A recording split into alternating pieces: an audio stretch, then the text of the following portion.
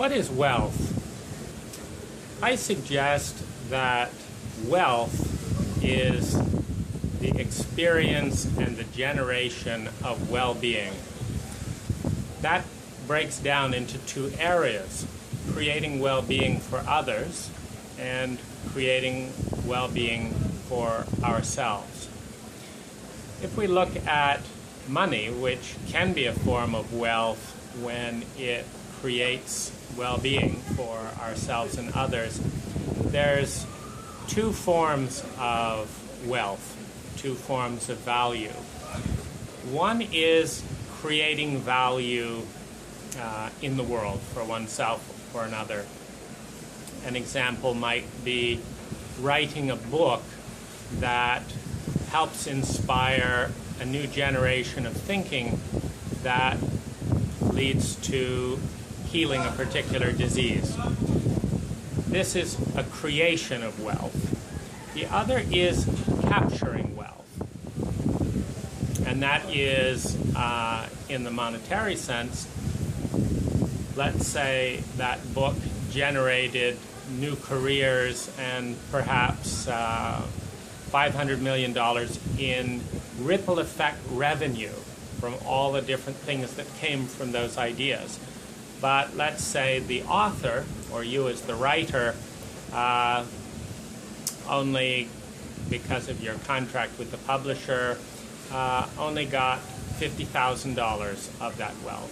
So you've created $500 million of wealth. You've captured $50,000 of the $500 million you've created.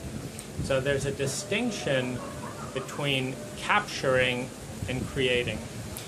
And here's the reason that I think this distinction is really important. We're trained to focus probably 90% of our attention on capturing wealth and only about 10% of our attention on generating wealth. Now here's why this is so important. If I wanted to figure out how to capture any of the wealth of these YouTube videos, it would be very hard. If I want to focus on creating something new and offering it freely, it's incredibly easy. A lot of the wealth that is captured is not creating a significant amount of new value. An example would be a stock speculator who buys a stock at one day, contributes nothing to the value of the company or the stock, sells the stock later in the day, and makes a 1% profit or a 10% profit on, depending on how leveraged the purchase and sale is. That does not generate any value, but it can capture a lot of value. Warren Buffett is the master at catching or capturing value through investing.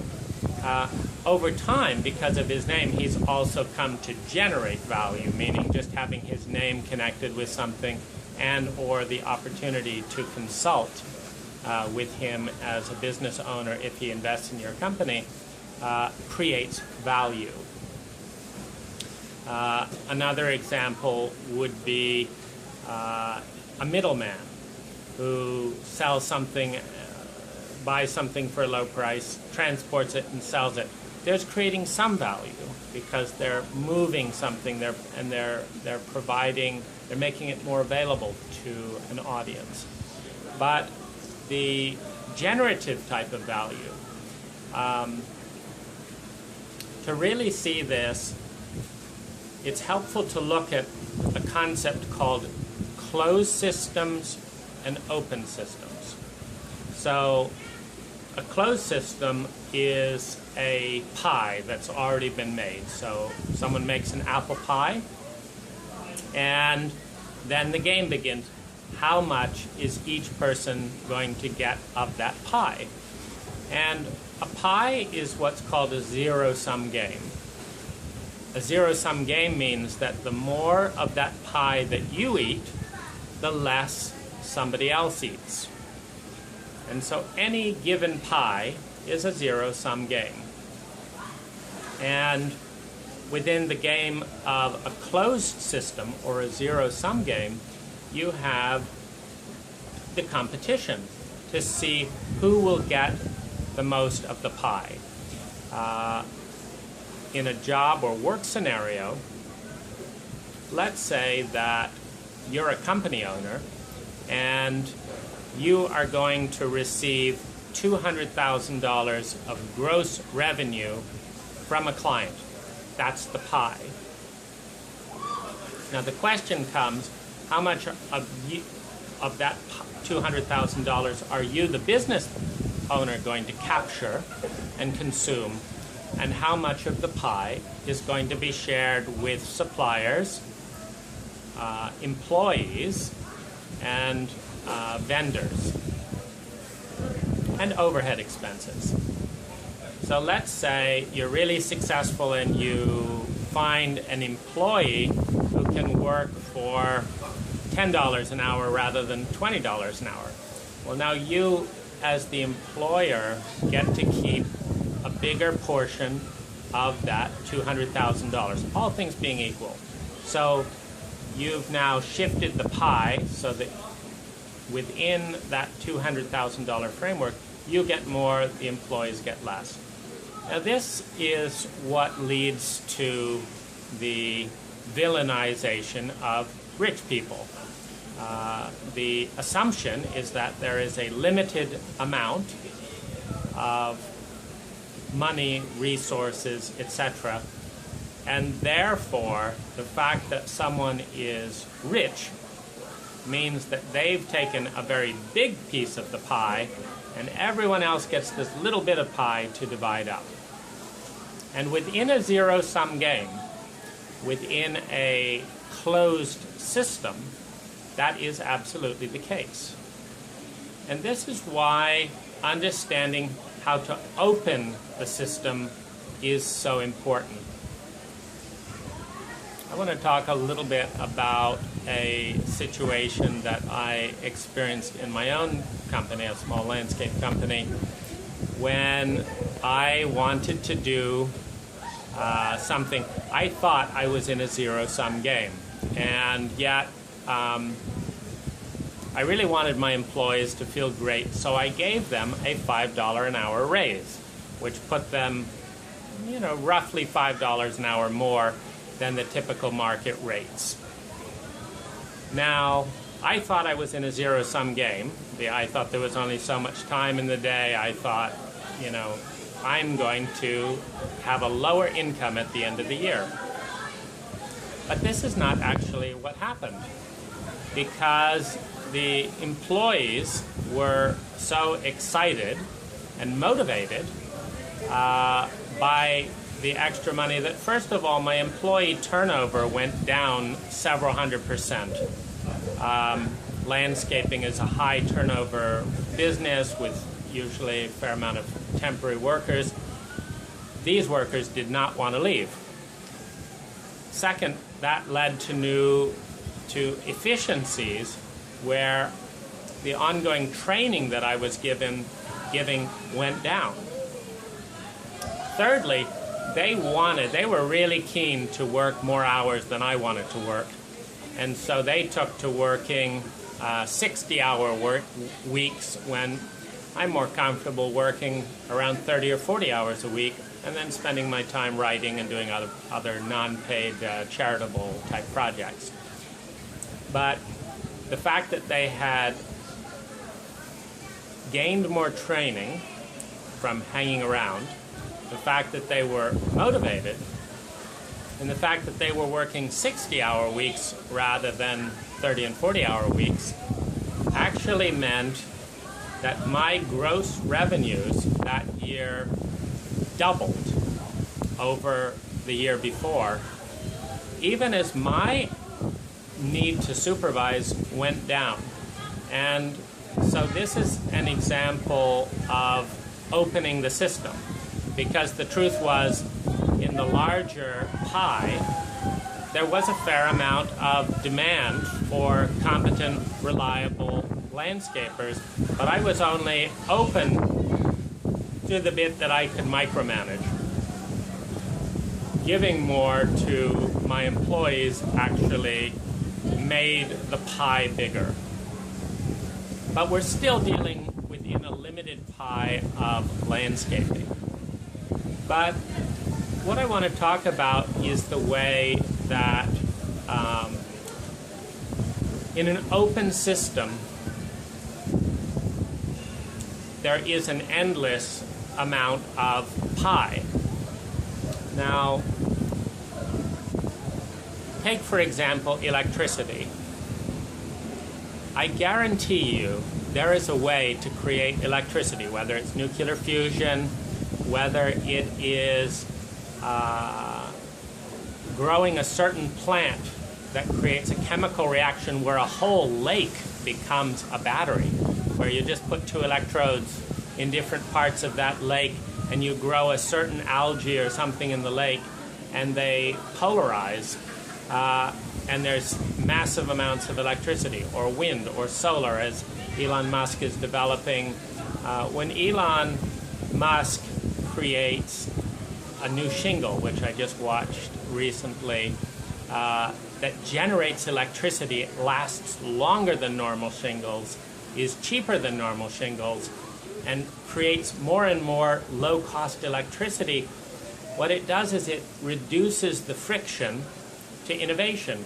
It means that more and more people with less and less money and more creativity can actually do things that require electricity, which, for example, I'm in the Philippines, where the electricity is so poorly run that about a third of the Philippines has a backup generator, because the main electricity has so many brownouts, and the backup generators are more reliable than the main grid. And so huge amounts of money are spent on these redundancy factors, which is it's not freed up. And having a more efficient and flexible system would open up an additional 30% of capital to go elsewhere and create well-being, because generators create diesel fumes. They don't create well-being, except when you have brownouts. And so this concept, which Peter Thiel outlined a little bit in his book 0 to 1, creating something out of nothing, creating a computer out of minerals, creating a necklace chain out of various threads and things, creating something new that is useful, that can bring well-being. This is the most important form of value generation. So here's the really important thing. It's quite difficult in many markets, in many situations, to capture value. Because in order to capture value, you need to first establish an identity and a reputation and establish trust. Second, you need to educate your market. You need to show them how the ripple effects of an unknown.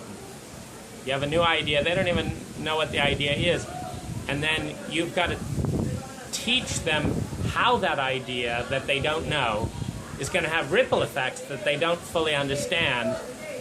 You got to have them believe in that so well that they want to give you resources, money, well-being to give you that idea. It's very, very, very difficult to do. However, it's very easy to share the idea. It's very easy to give something. It's very easy to help someone out. This video on YouTube is a good example. It takes 15 minutes of my time to share this. And maybe it does some good. Maybe it does a lot of good for one person, a little bit of good for someone else. It ripples out. and I capture none of the value. And that's okay, because part of the thread that led me to give this talk is that in many cases, if we look at the world as a whole, when we take each of us the opportunity to give something we can easily give, that is a 0 to 1 type of equation, something out of nothing, an idea that now has a form, we're generating wealth within the world. Google's a great example of that, where the ability to search for great things, in the web and stuff is another great example. The ability to search for great things and have great experiences you could not even know about without that is a 0 to 1 type of equation. It's something out of nothing. What I want to suggest is that you have resources. We all have resources that are very easy for us to give. And perhaps in at least some of our time, we can build the wealth of the world by changing the question, how much wealth can I capture from this transaction, to how much wealth can I generate? What's the most potent way that I can spend these moments of my time to create the most well-being for the most number of people, and let it be okay that none of that value is captured, it's just going out. I'll leave you with that to mull over, and I'd love to hear what you do with it.